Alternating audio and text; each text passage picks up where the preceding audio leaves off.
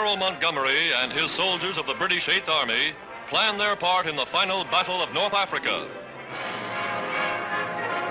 New Zealanders, Highlanders, men of England, these battle-hard troops have chased the Germans across the breadth of Africa and squeezed them into an impossible position in Tunisia. Through town after Tunisian town, the Eighth Army triumphantly marches, pushing the retreating Axis troops northward as the British, French, and Americans pound them from the west.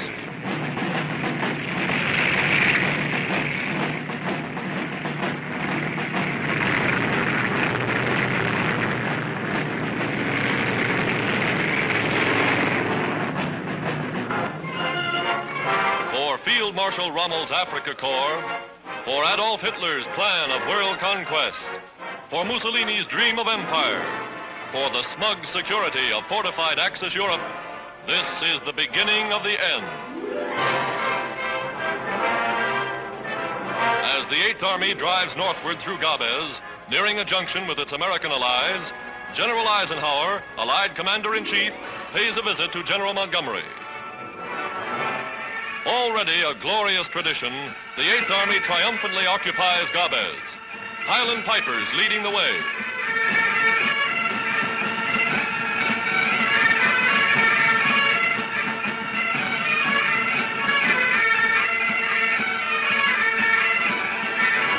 Supplies arrive by sea on the heels of the British successes.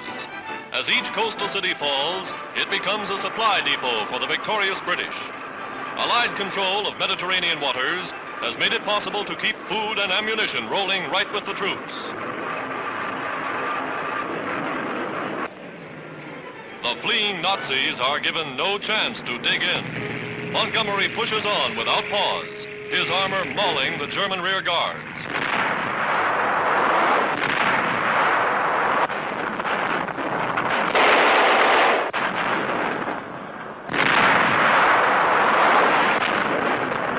American and French troops drive spearheads into the wounded Nazis' flank. Here the Americans got their baptism of battle, the hot flame that forged them into the fighting unit which was to overrun the German elite troops at Bizerte.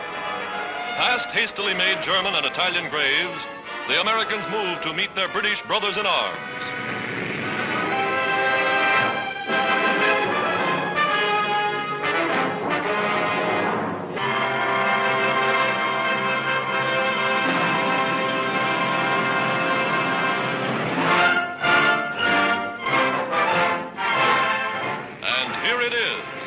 American tankmen and an advance patrol of British infantrymen make a dash for each other.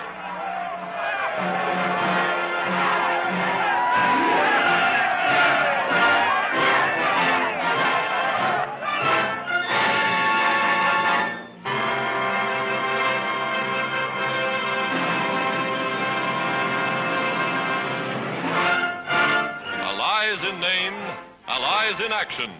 These men, with their French comrades, are united, dedicated to the task of driving the Axis from North Africa, and after that, to the coming Battle of Europe.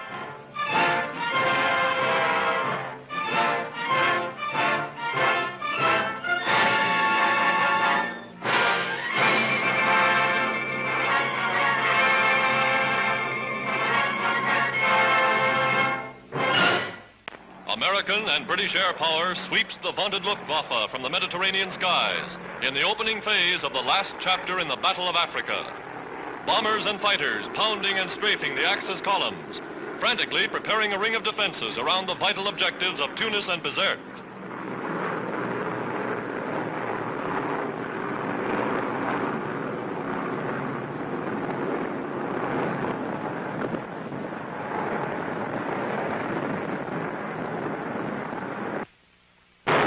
As darkness falls, the Allied big guns go into action to prepare the way for complete collapse of the Axis defenses.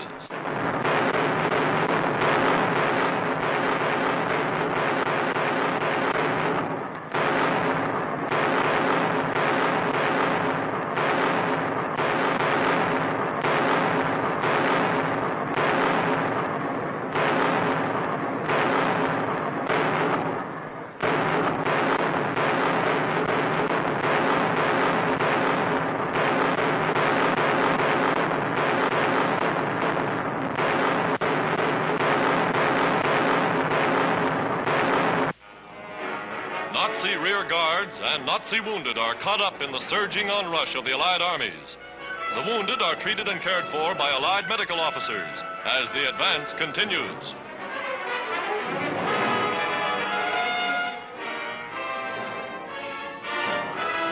The end. Tunis and Bizerte have fallen, and with these two bastions of Axis resistance, prisoners counted in the tens of thousands fall to the victors. High officers, including Colonel General von Arnim and 11 other generals. Thousands upon thousands of Italian and German troops lay down their arms and surrender. The Battle of North Africa, which has cost the Axis some 400,000 men in dead, wounded, and prisoners, is over.